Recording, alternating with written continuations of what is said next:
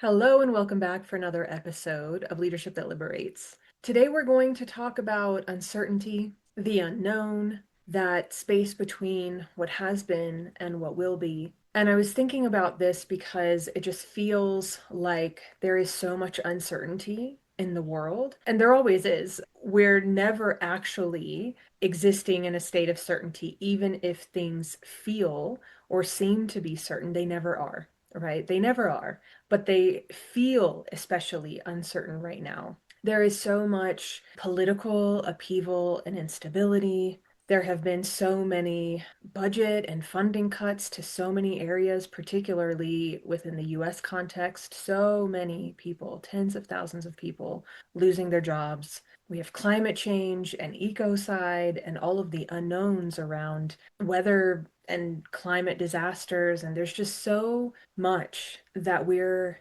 navigating right now that feels uncertain and that we can't really have certainty in a lot of ways around a lot of this stuff. And so today, what I want to talk about isn't necessarily like, what do you do? How do you create certainty? Because I don't really think that we can, but really, how do we relate to the uncertainty that we're experiencing? How do we navigate it from a grounded, centered place? How do we step into more presence and cultivate more of that inner calm and peace that helps us stay grounded when everything around us is chaotic and when we just don't really know what to expect in so many ways? And I think to do that, a big part of that process is about also understanding why we relate to uncertainty in the ways that we do.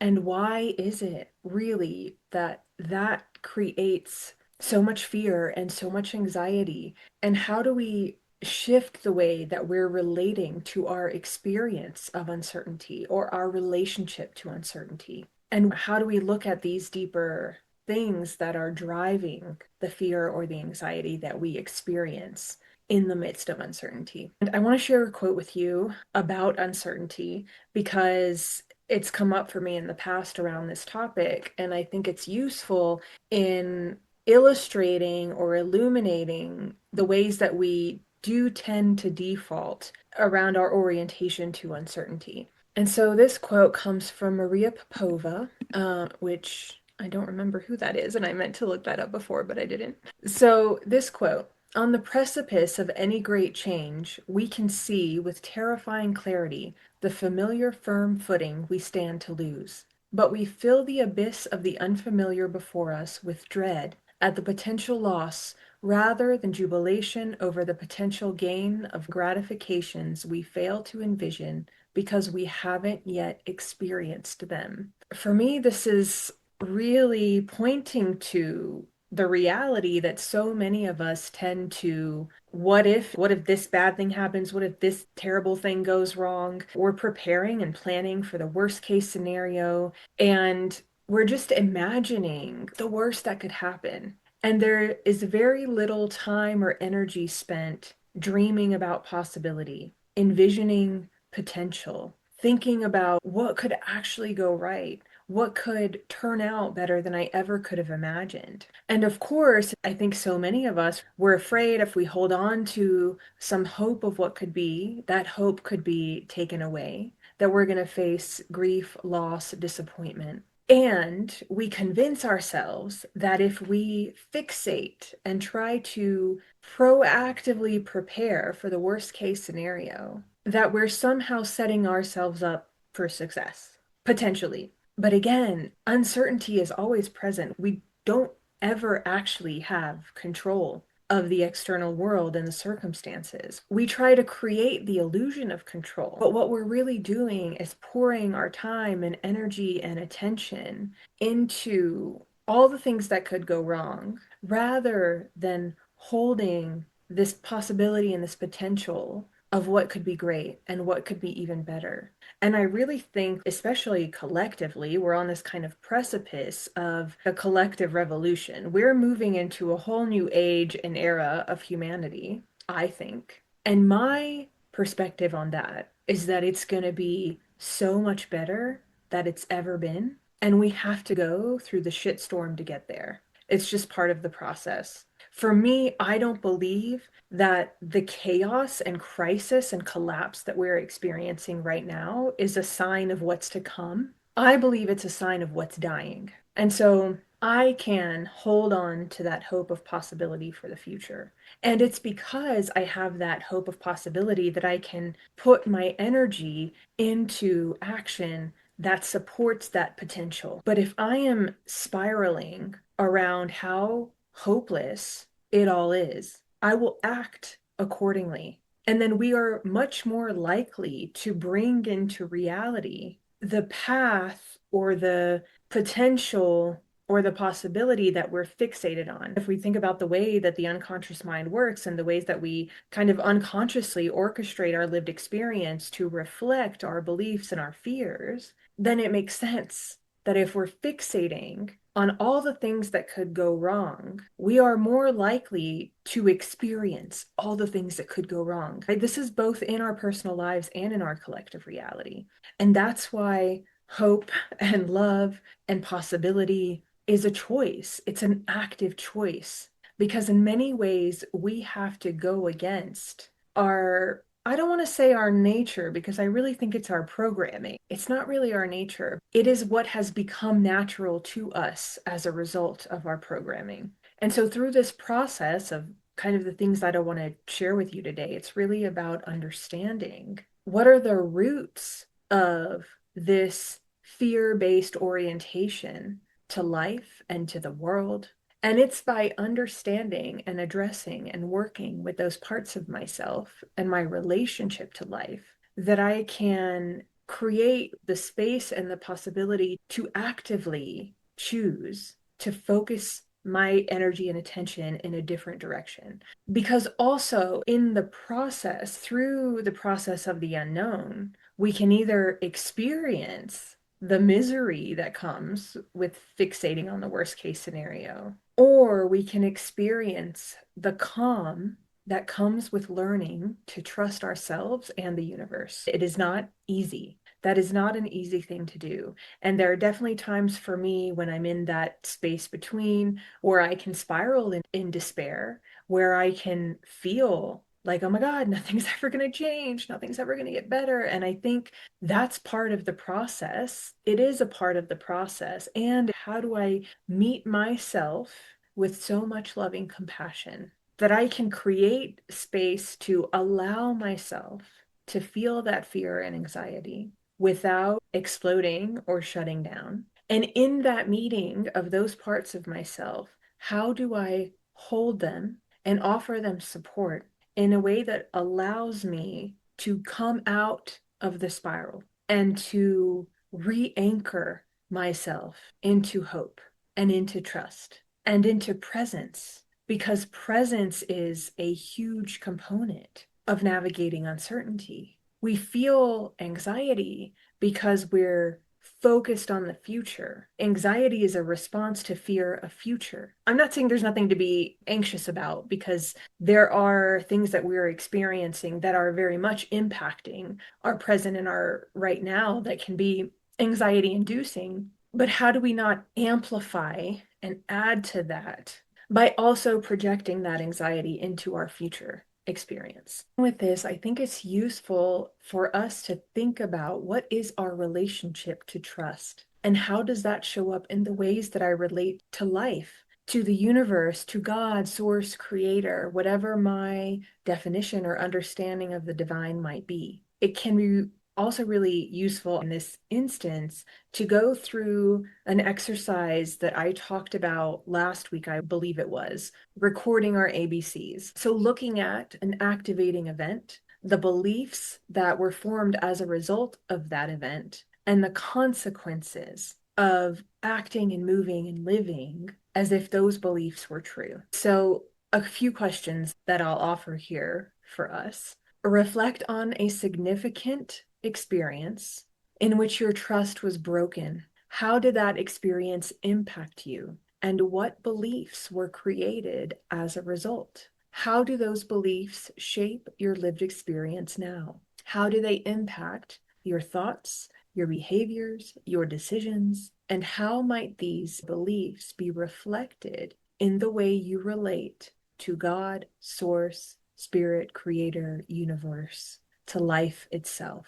And your responses to these questions are likely going to offer some indication of how you respond to uncertainty. Because if uncertainty requires us to tune into our capacity to trust, and we have a very complex relationship with trust, maybe we aren't so trusting, it's going to be a lot harder for us to hold ourselves through uncertainty with a certain kind of steadfastness that relies on trust. And how we relate to one thing tends to be how we relate to everything. If we can ask ourselves and we can examine our own relationship with trust, that's going to give us some indication of how we are responding to uncertainty, but more importantly, why we are responding in that way. And those are the deeper parts of ourselves that we need to work with. And you've probably noticed that I focus a lot on what isn't working. And I do that because for me, I want to get to the deeper origins, the deeper roots of why things aren't working. Very often, we are so solutions oriented in our thinking. We always want to problem solve, which is very much a result of the conditioning of the systems we live within. That we need to have answers, we need to have solutions, we need to fix things. And so we're very focused on the solution to the problem. But because we never really address why the problem keeps happening, it doesn't matter how many different solutions we try, they will not work. Because the deeper underlying driver that leads to the same outcome and result will continue to lead to that same outcome and result if it is not addressed at the root. And for me, trust, especially in the context of uncertainty, goes hand in hand with surrendering, with letting go of needing to know the answers, letting go of trying to be in control, letting go of doing everything we can to find a solution to the problem. And that doesn't mean it's not important that we think about, especially collectively, what is the future that we're working toward. Obviously, we have to be aware of that, but we also have to be very careful to not recreate the same problems in different form because we're not addressing the roots.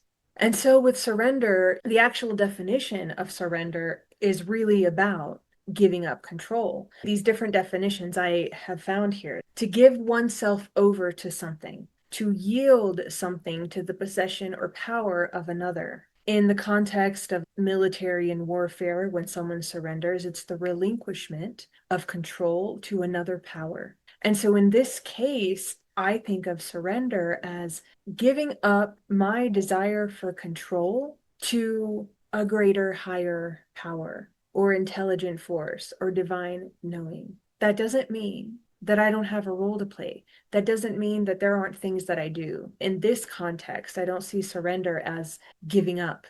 I don't see it as abdicating our power, but I see it as opening ourselves up to receive support. So we can think about the literal physical posture of surrendering. People put their hands up. I don't have to be in my bubble of hyper independence and all these things that I've learned through capitalism and colonialism, that it's just a dog eat dog world and I got to look out for me. No, I'm asking for help. That's how I see it. My hands are open to receive. I am here to be supported. And that cannot happen unless I let go of control or my desire for control. I always think about with this the ways that we relate to time differently cross-culturally. And so in quote unquote Western countries, the global North, US, Canada, the UK, Australia, we have this very colonial, capitalistic, individualistic,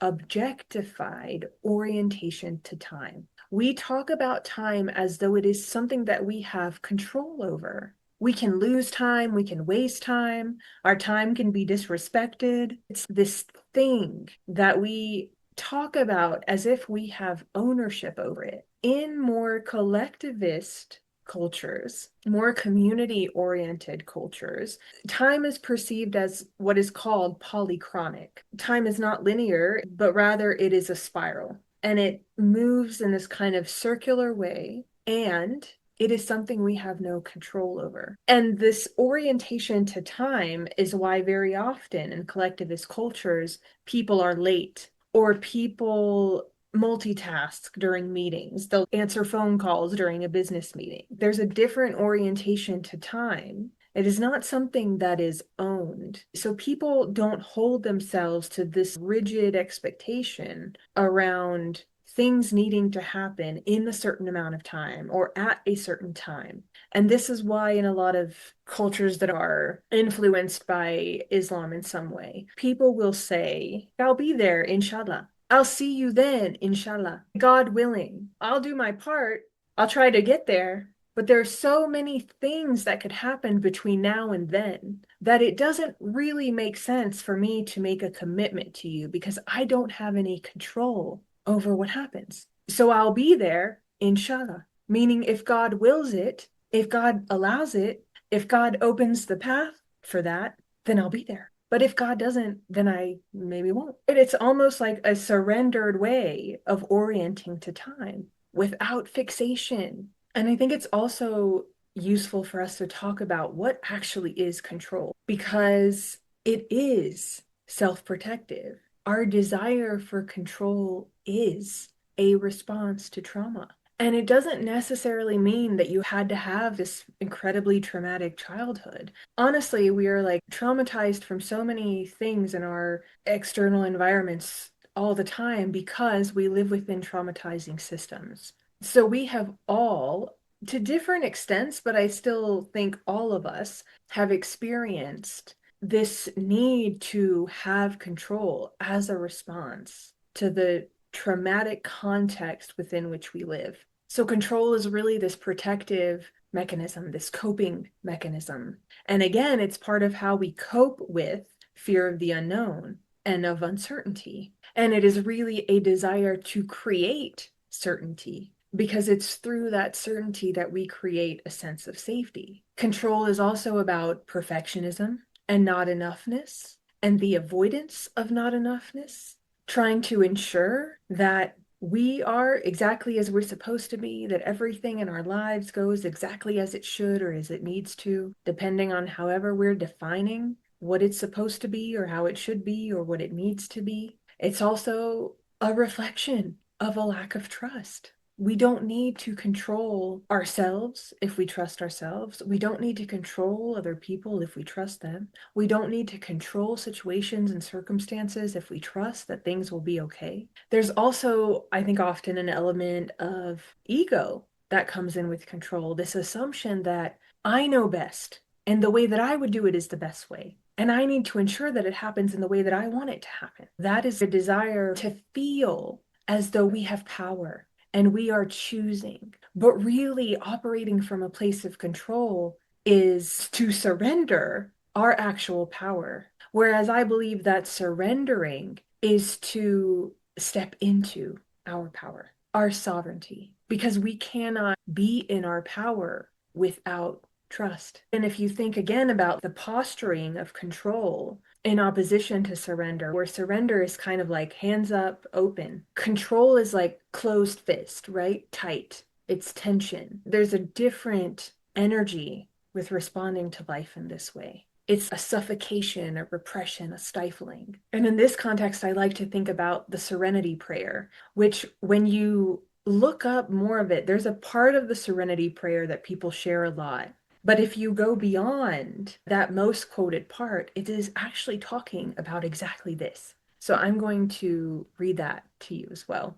God grant me the serenity to accept the things I cannot change, courage to change the things I can, and the wisdom to know the difference. Living one day at a time, enjoying one moment at a time, taking this world as it is and not as I would have it, trusting that you will make all things right if I surrender. That is a fuller version of the serenity prayer. To be in presence, to accept things as they are, to trust that everything will be made right if I surrender. And that is dependent on the first part. Grant me the serenity to accept what I cannot change, the courage to change what I can, and the wisdom to know the difference. So again, similar to these questions we might want to ask ourselves around our relationship to trust, what is our relationship to control? What is my need for control rooted in? Where does that come from? What conditions or circumstances created within me this need or this desire to have certainty and to be in control? Something that I have realized over the last several years of living with a couple of different partners is that I am so controlling over my environment. When I am on my own, when I live by myself, I can be a little bit messy. I can leave things here and there. When I live with somebody else, one, I will not do that. And two, they better not do that. There is this need to control the environment. And I've realized that's because I lived in an environment that was completely out of control, that was chaos in every sense, and not in terms of clutter. I mean, my mom was crazy clean. She could tell if somebody walked on the rug, which is like, that's what a rug is for, to be walked on. She was so attentive and hyper attuned to those details. And maybe it was because she also needed to control the environment in whatever way she could because our environment was so chaotic in terms of explosive behavior and unpredictable behavior. And so for me, and likely for her too, part of coping with that unpredictability and uncertainty was to control the environment around us in whatever ways we could. So, what is your need for control rooted in? What are you afraid will happen if you're not in control? What is this worst case scenario that you're afraid of? And what is the outcome or the consequence that you're avoiding by trying to maintain control?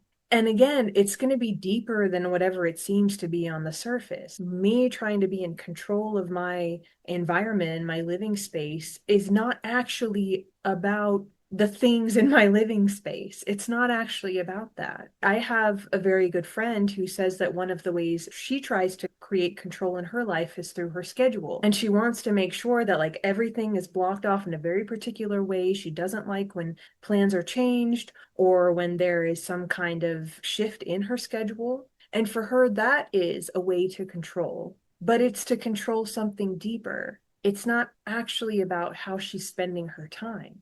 Why are we trying to control these different aspects? What are we afraid will happen if we're not controlling them? As it says in the Serenity Prayer, to accept things that I cannot change, to take the world as it is and not as I would have it. And for me, these things really speak to non-attachment, to not being attached to things needing to look or happen or feel or be a certain way. And again, I think that if we look at our relationship to attachment and our attachment styles in the same way that if we examine our relationship to trust or our relationship to control, this can also help us understand how we are relating to uncertainty and how we are relating to the universe or to life itself. So our attachment style is formed when we're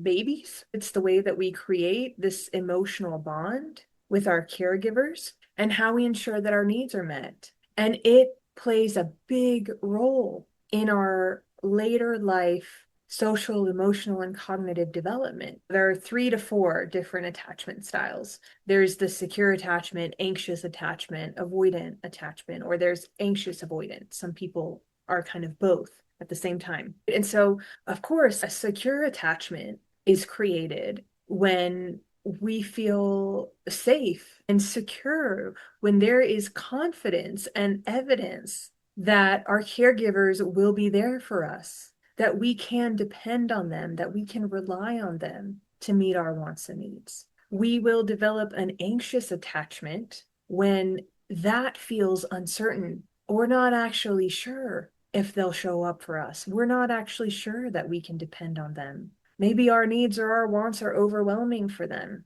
and they tend to neglect us. That will create anxious attachment where we are needing to hold on to connection. We're needing to ensure that we don't lose someone, and we're worried that we will. And then avoidant attachment comes when maybe people were like too present. I think about helicopter parents, like kind of parents that try to control their children. And you might get avoidant because you just feel suffocated. You feel like there's no space, there's no room to breathe. And so closeness can feel intimidating or threatening. And then there's anxious avoidant, where there's kind of like a combination of both anxious and avoidant. I have an anxious avoidant attachment because I had a father who was very much not present, was absent, never really showed up for important things in my life. And when he did, it was just like, would rather you not have been here, Whereas my mom was just like hovering. She was so controlling.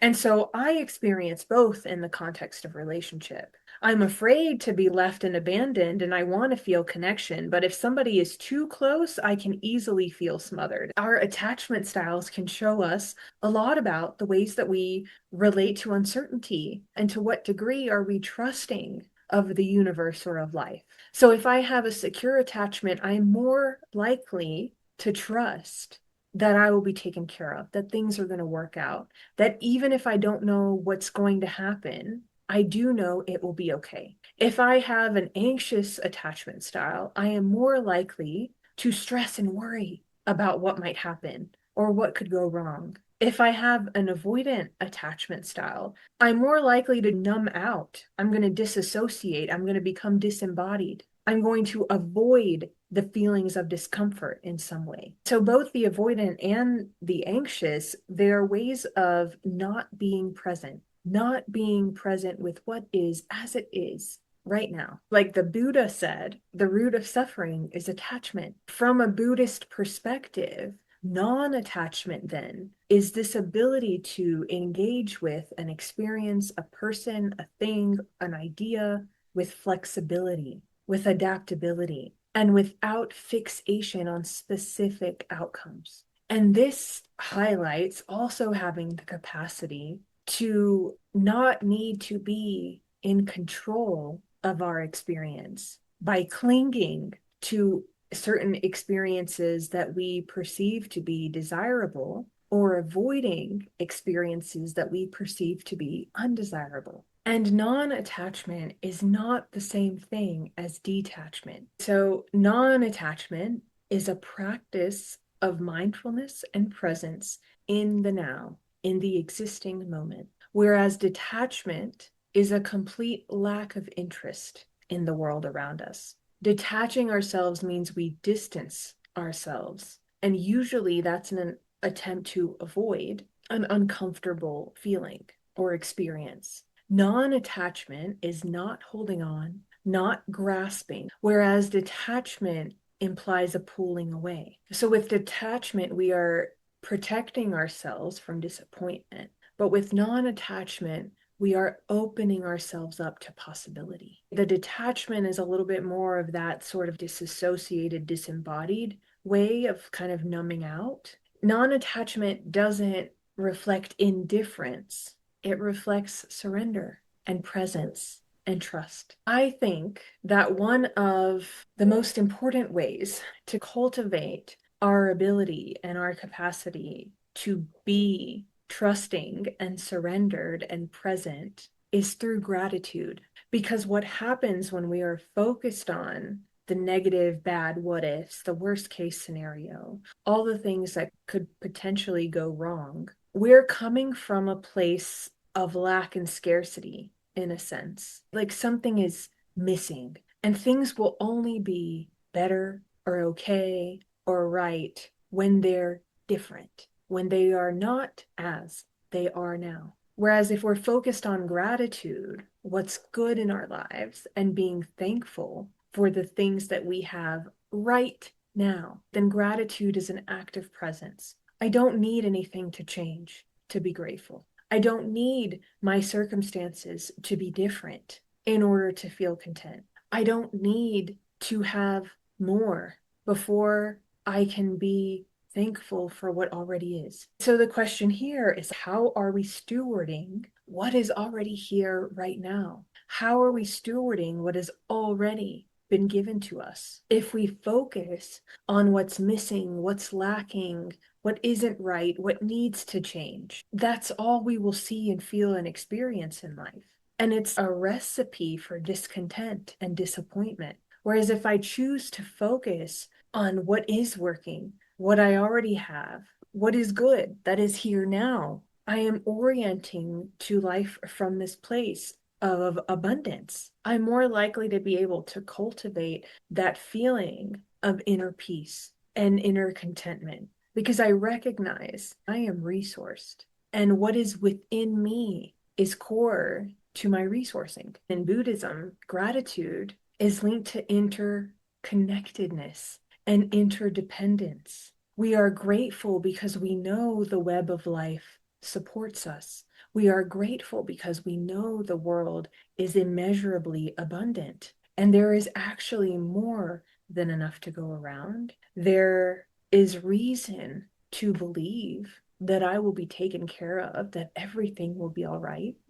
This fear and this scarcity around uncertainty is very much rooted in capitalism and colonialism. Many indigenous cultures emphasize gratitude for the nature and the earth because nature and the earth is what sustains us, what supports us. Many of these groups teach that we need to be thinking far ahead in the future. What kind of ancestor are you being? Are you stewarding the nature and the land for those who will come after? Because you have a responsibility to think about those in the future. And for me, this is a reflection of reverence for what is now. How do we honor and respect what is now? How do we steward what has already been given to us? So these ways of relating to the world are reflective of connection and our interdependence. We are always supported and resourced, always and in all ways. As long as we have gratitude and reverence for what is here now, as long as we are responsible stewards of what is here now. How are you already resourced? What have you been given that you're taking for granted every day? What is already working? What is already going right? What are the things amidst uncertainty and the unknown that you can anchor into that are resourceful, that are supportive, that remind you that you are taken care of and that you will be taken care of? And again, it doesn't mean that there are not external circumstances outside of our control. It doesn't mean that there aren't crazy people in positions of power making crazy decisions that affect us on a real, tangible level. But it is about how we choose to support ourselves through that, how we choose to hold and carry ourselves through the chaos. It's about our inner experience and the ways in which our inner experience creates our external experience. And not that our inner experience is going to change someone's crazy decision making, but it's going to change how I orient around the uncertainty of that decision making. It is about, as the Serenity Prayer says, having the courage to control what I actually can, which is myself. I hope this is helpful in these crazy, chaotic times to give you some ways to think about how you can anchor into calm and peace in presence and in trust by anchoring into yourself in whatever ways you're able to, and by asking, what is it about my lived experience that has made this so hard for me? And tending to those parts of yourself with compassion. I am sending you so much love amidst everything that is happening in our world collectively and all the ways that it impacts us each personally.